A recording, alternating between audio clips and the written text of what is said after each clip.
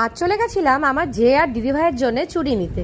তো যে বললো আমার চুড়ি পরা দেখে যেকে বললাম যে তুমিও পরো না আর দিদি ভাইয়ের জন্যও চুড়ি নিই। তো দেখো ওই দাদার দোকান থেকে কিন্তু চুড়ি নিয়ে নিয়েছি, আর আমি কিন্তু চুড়ি আগেই পরে নিয়েছি, যেহেতু সোমবার ছিল আমার সকালেই পরা হয়ে গেছিলো, আর এখনও কিন্তু বিকেল আছে। কথায় আছে বিকেলবেলায় পরতে চুড়ি পরতে হয়। তো দেখো এদিকে আমি যে পর্যন্ত চুড়ি নিয়ে এসেছি, আর সাথে কিন্তু টিপও আছে, আর জেকে হাতে মেহেন্দিও পরিয়ে দেবো। তো দেখতেই পারবে জের ভিডিওতে। আর এই দেখো জেকে কিন্তু হাতে চুড়ি পরানো হচ্ছে, যে হাতে কিন্তু শক্ত, তো তাই জন্য একটু চুড়ির মধ্যে তেল দিয়ে পরানো হচ্ছে।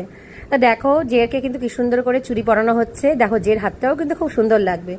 আর তোমরাও কে কে চুড়ি পরলে বলো। আর আমি কিন্তু মনে করি মেয়েরা হোক বা সবারই পড়ার অধিকার আছে, বিধবা হোক বা সধবা হোক। আমি হচ্ছি স্বামী হারিয়েছি, তাই বলে কি চুরি পড়তে পারবো না বলো?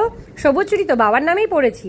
আর আমার জের কিন্তু যে কিন্তু সধবা, জেঠুর নামে পড়েছে, মহাদেবের নামে পড়েছে আমার জেঠিমা। তো আমার জেঠিমাকে কেমন লাগছে জানিও কিন্তু কমেন্ট করে। হর হর মহাদেব, হর হর।